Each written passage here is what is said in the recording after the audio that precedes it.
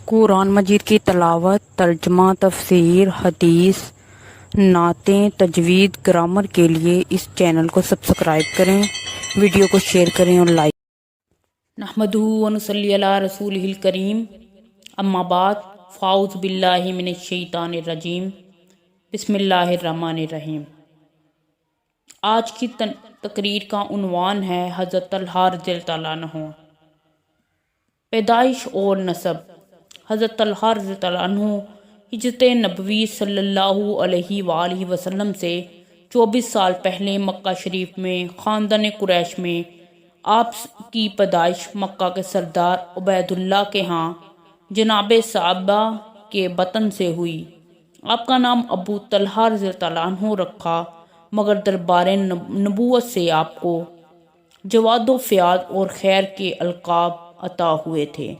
تعلیم و تربیت کے لیے جو سب کچھ ہوا جو سرداران قریش کا طرح امتیاز ہے۔ نسب میں بہت سے امتیازات کے علاوہ یہ بھی خصوصیت ہے کہ 4 پشتوں میں حضور سرور کائنات صلی اللہ علیہ وآلہ وسلم سے آپ کا نسب ملتا ہے۔ حضرت ابو طلحہ رضی اللہ عنہ کے والد کو قبول اسلام کی توفیق نہیں ہوئی، مگر والدہ محترمہ کو یہ سعادت نصیب ہوئی اور آپ نے بڑی عمر پائی۔ قبول اسلام، جوان ہو کر تمام فنون میں طاق ہونے کے بعد آپ نے تجارت شروع کی۔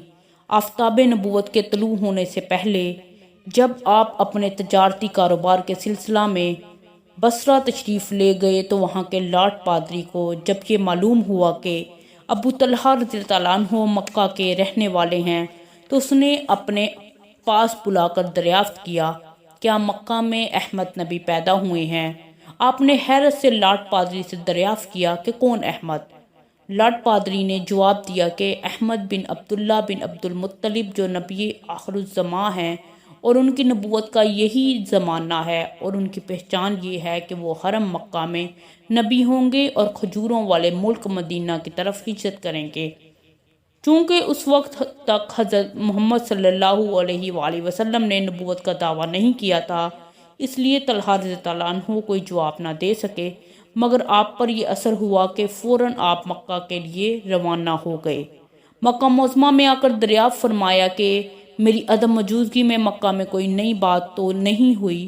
آپ کے دوستوں نے کہا، تمہارے بعد محمد صلی اللہ علیہ وآلہ وسلم نے نبوت کا دعویٰ کیا ہے، اور سب سے زیادہ تعجب کی بات یہ ہے کہ ابوبکر صدیق رضی اللہ عنہ جیسے جہاں دیدہ اور نیک آدمی ان پر ایمان لے آئے ہیں۔ حضرت طلحہ رضی اللہ عنہ یہ سنتے ہی فوراً حضرت ابوبکر صدیق رضی اللہ عنہ کے پاس گئے اور ان سے کہا کہ کیا تم نے محمد صلی اللہ علیہ وآلہ وسلم کی پیروی کر لی؟ حضرت صدیق اکبر رضی اللہ عنہ نے جواب دیا، ہاں۔ یہ جواب دے کر حضرت ابوبکر صدیق نے فضائل اسلام ان کو سمجھائے۔ آپ کا دل اسلام پر راغب ہوا اور ابو طلحہ رضی اللہ عنہ قبول اسلام کے لیے حضرت ابوبکر صدیق کے ہمراہ حضور تاجدار دو عالم کی خدمت میں حاضر ہوئے اور اسلام قبول کر لیا۔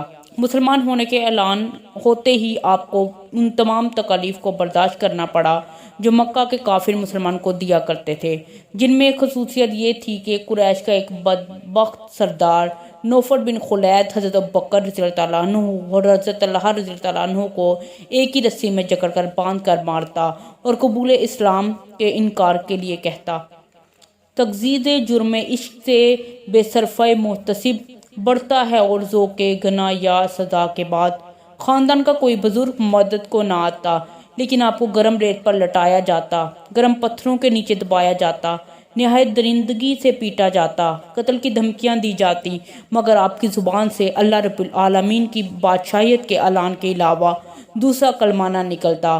کاش وہ بدبخت جو اسلام کو تلوار کا رہن منت بناتے ہوئے نہیں شرماتے، مسلمانوں کی مظلومیت اور بے کسی کو دیکھتے۔ ہجرت۔ حضرت نبی اکرم صلی اللہ علیہ وآلہ وسلم پر جب قریش کے مظالم حد سے بڑھ گئے تو اللہ رب العزت نے آپ کے ماننے والوں کو حکم دیا کہ ہجرت کر جائیں۔ حضرت ابو طلحہ رضی اللہ عنہ تجارت کے سلسلے میں مکہ سے باہر گئے ہوئے تھے۔ حضرت نبی اکرم صلی اللہ علیہ وآلہ وسلم اور حضرت صدیق اکبر رضی اللہ عنہ دونوں ہجرت کے ارادے سے مکہ معظمہ سے باہر جا رہے تھے کہ راستے میں حضرت ابو طلحہ رضی اللہ عنہ ملے۔ حضور صلی اللہ علیہ وآلہ وسلم کی خدمت میں چند کپڑے پیش کر کے عرض کیا، مدینہ میں آپ کا بڑی بے چینی سے انتظار ہو رہا ہے، جلد تشریف لے جائیں، میں بھی مدینہ آتا ہوں۔ آپ مکہ معظمہ پہنچے اور وہاں سے ہجرت کر کے مدینہ منورہ میں تشریف لے گئے۔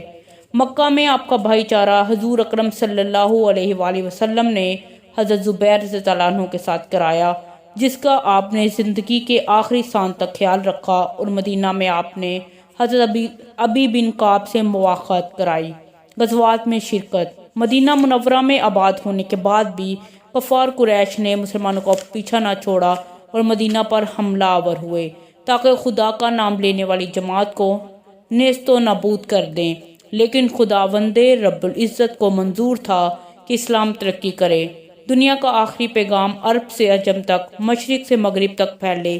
اس لیے مسلمانوں نے سر ہتھیلی پر رکھ کر مقابلہ کیا اور دشمنان اسلام کے ناپاک ارادوں کے راستے میں لوہے کی دیوار بن کر کھڑے ہو